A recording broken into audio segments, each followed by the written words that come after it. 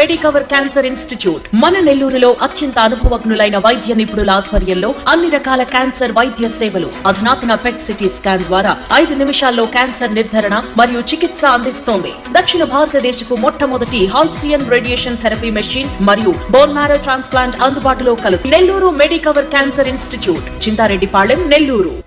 Welcome to sauce TV. నేను మీ అభిదిశల్.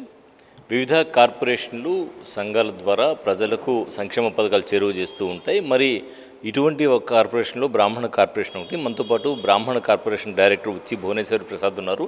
మరి బ్రాహ్మణ కార్పొరేషన్ ద్వారా ఎలాంటి సంక్షేమ పథకాలు ప్రజలకు చేరువ చేస్తున్నారు అనే విషయం పట్ల మాట్లాడేందుకు వారు ఉన్నారు. వారితో మాట్లాడదాం. చెప్పండి, అసలు ఈ బ్రాహ్మణ కార్పొరేషన్ ద్వారా బ్రాహ్మణులకు ఎలాంటి సంక్షేమ పథకాలు అందుతున్నాయి? ఈ రాష్ట్రంలో ఉన్నటువంటి బ్రాహ్మణ సామాజిక వర్గం అనేక రకాలుగా ఆర్థికంగా ఇబ్బందులు పడుతున్నటువంటి సందర్భంలో 2014లో ఎన్నికలకు ముందు చంద్రబాబు నాయుడు గారు వస్తున్నా మీకోసం పాదయాత్ర చేసిన సందర్భంలో అనేక బ్రాహ్మణ సంఘాలు బ్రాహ్మణుల యొక్క అభ్యర్థన మేరకు బ్రాహ్మణ సంక్షేమం కొరకు అధికారంలోకి వచ్చిన తర్వాత 2015లో బ్రాహ్మణ సంక్షేమ కార్పొరేషన్ ఏర్పాటు చేసి 11 రకాల స్కీములతోటి 5 సంవత్సరాల కాలం ఈ సంక్షేమాన్ని ఒక గణనీయమైనటువంటి రీతిలో చేయడం జరిగింది.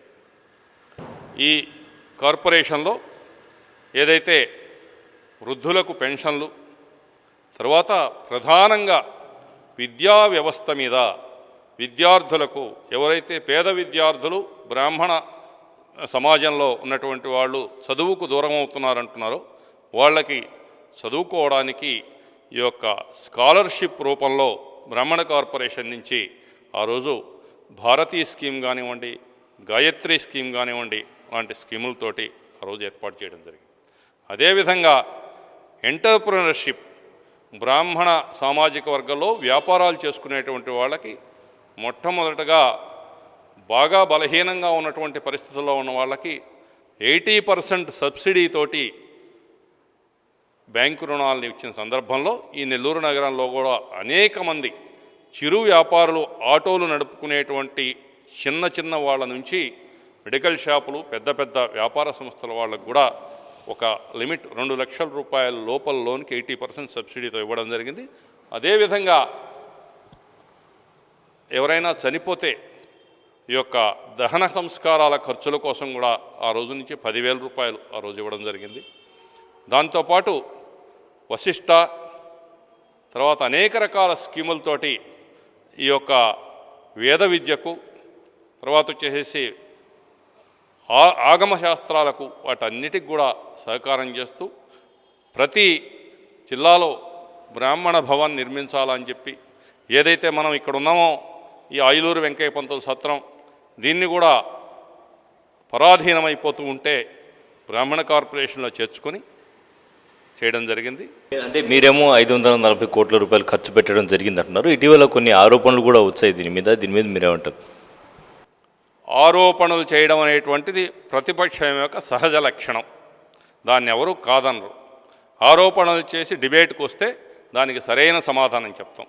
కానీ ఆరోపణలు చేసేటువంటి క్రమంలో ఆరోపణలు చేసిన వ్యక్తి జ్వాలాపురపు శ్రీకాంత్ వ్యక్తిత్వ హననానికి పాల్పడడం జరిగింది.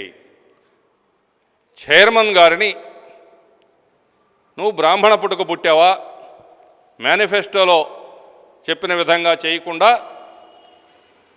తడిగుడ్డతో చంద్రబాబు నాయుడు బ్రాహ్మణుల గొంతు కోస్తుంటే నువ్వు గుడ్డి గుర్రానికి పళ్ళు దోమావా అని అడిగాడు. నేను అడుగుతున్నా అతన్ని, నువ్వు దేవాదాయ శాఖ సలహాదారుగా వైసీపీ ప్రభుత్వంలో పనిచేశావు, నాతో పాటు తెలుగుదేశం ప్రభుత్వంలో 2015లో బ్రాహ్మణ కార్పొరేషన్ జిల్లా కోఆర్డినేటర్గా పనిచేశావు. అధికారం పోయిన తర్వాత వైసీపీలోకి వెళ్ళావు. వైసీపీలోకి వెళ్ళిన వాడివి మాట్లాడు. ఈ యొక్క ప్రతిపక్షం యొక్క సహజ లక్షణం అధికార పక్షాన్ని, ప్రభుత్వాన్ని ఇరుకనబెట్టే విధంగా మాట్లాడమే, దానికి ఎవరు కాదనరు. నీ ప్రభుత్వ కాలంలో 5 సంవత్సరాల్లో 740 కోట్లు ఖర్చు పెడితే మేము 19 నెలల కాలంలో 580 కోట్లు ఖర్చు పెట్టాం.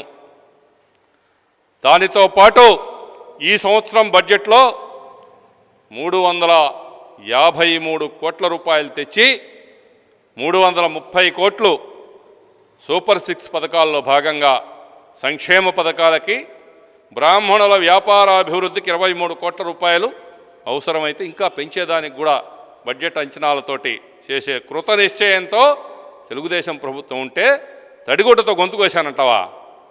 తడిగుడ్డతో గొంతు కోశాననే మాట మాట్లాడు, మేము కాదనలా. నేను ఒకటి అడుగుతున్నాను, బ్రాహ్మణుల మీద నీ వైసీపీ ప్రభుత్వంలో ఎన్నో అకృత్యాలు జరిగాయి.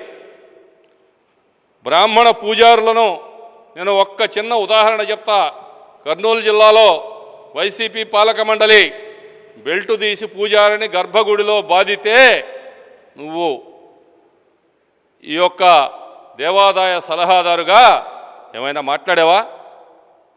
అనేక దేవాలయాల్లో, ప్రధాన క్షేత్రాల్లో బెట్రగుంట రథం తగలబెట్టారు, అంతర్వేది రథం తగలబెట్టారు, దుర్గమ్మ గుడిలో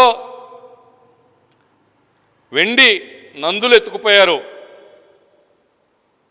విజయనగరం జిల్లాలో రామతీర్థంలో శ్రీరామచంద్రుడి విగ్రహం తల నరికారు. ఏమైనా మాట్లాడావా?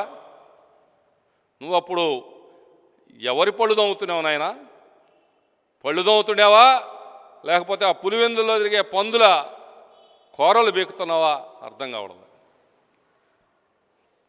ఈరోజు బ్రాహ్మణ కార్పొరేషన్లో బ్రాహ్మణ సంక్షేమంతో పాటు ఎవరైతే అర్చకులు ఉన్నారో దేవాదాయ శాఖ ద్వారా అర్చకుల యొక్క జీతభత్యాలని 10,000 ఇస్తున్నటువంటి వాళ్ళని 15,000కి, 5,000 ఇస్తున్నటువంటి ధూపదీప నైవేద్యాన్ని